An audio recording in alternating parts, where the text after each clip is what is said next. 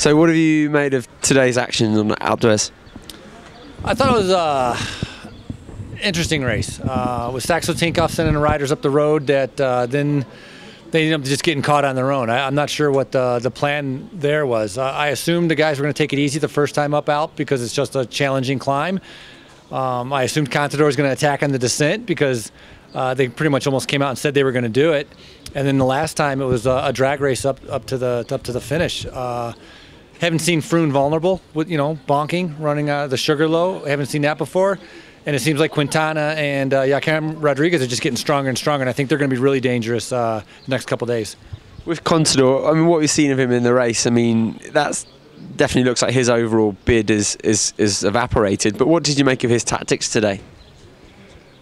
I think he expected to get a little bit more time on the downhill, and that didn't happen. I think that took a lot of energy out of him. But when you don't have the legs, you got to search for desperate tactics, and I think that's kind of where Alberto is. He doesn't want to get second. He's not satisfied with second or third. He's not like the guys on Belkin who are happy to be in fifth and, of course, completely blew up today and are nowhere now.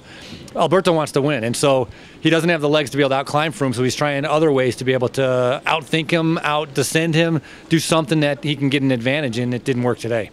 Have we seen, not the end of his stage racing career, but this is a big dent for him in terms of his palmarès and his career, perhaps? Perhaps. I don't know if I'd count him out yet, but I'm not sure. I think it would be a tough call to see if Alberto Contador would win another Grand Tour. Based on just what we've seen at the Tour, or perhaps since his return in 2012? Kind of everything. Since his return, how the Tour has gone. And there's a lot of good riders out there, and obviously we see Alberto's getting older. He's going to have to come up a level to be able to meet the standards that are now set by some of the younger riders or these pure climbers. He doesn't time trial like he used to, so there's a lot of signs pointing towards this Alberto Contador is different than the old Alberto Contador. Today on the outdoors we saw Rodriguez, Froome and Quintana. Is that probably our podium now, do you think, for Paris? I think yeah, I do. Well,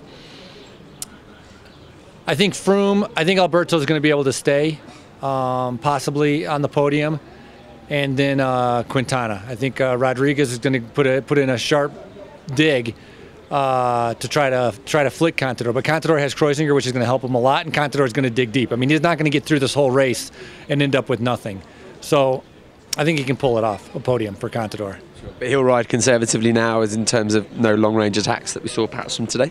I think today was a day. I think tomorrow the first climb is horribly hard, and the second climb is horribly hard, the Glandon and the Madeleine. And I think Saxo will push it and try one more time to be able to isolate Froome to see if he can get rid of his team. If they can't get rid of the team on the first climb, then I think it's really game over. I mean, it comes down to the first climb tomorrow.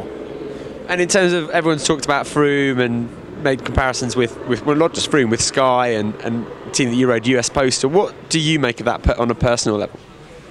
I think they're riding a smart race, and they're riding as a team. And when you focus an entire team on one person, it's going to look a little bit probably like Postal Service, because that's what they did. They all ride on the front, and they sacrificed everything they have or any ambitions for the good of one rider, which in this case is Froome.